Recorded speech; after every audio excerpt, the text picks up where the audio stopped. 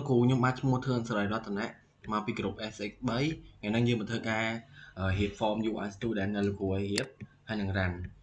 ហើយនេះគឺជាកូដរបស់ reform student ដែលខ្ញុំបានសរសេរខ្ញុំ scroll រៀងនេះហើយខ្ញុំ run មកហើយកន្លែងនេះយើងដាក់ student ទៅវាមាន add new student យើងអាចធ្វើការselect photo បានហើយ student ID ហ្នឹងយើងវាយ ID ដែលយើងចង់ add មកខ្ញុំវាយតាមហ្នឹងទៅ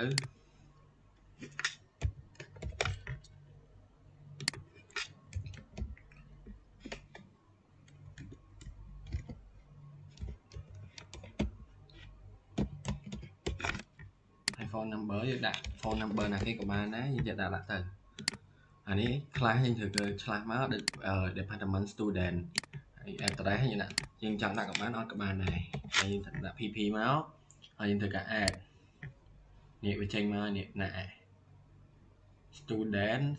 name date of birth email phone class department address ហើយយើងត្រូវការ clear data មកនេះ id name ណាហ្នឹងមកអូខេទៅដល់ពេលយើង clear data ទៅវាបាត់អស់ហើយណាយើងត្រូវការឥឡូវបើថាយើងចង់ឲ្យវាចេញ error routine ណាយើងដាក់ add មកឃើញ error routine ហើយ student id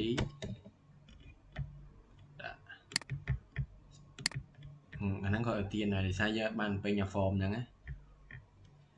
ហើយកូដរបស់ខ្ញុំអស់ហើយមានប៉ុណ្្នឹងឯងដែលគូឲ្យធ្វើបាទជំរាបលាលោកគ្រូ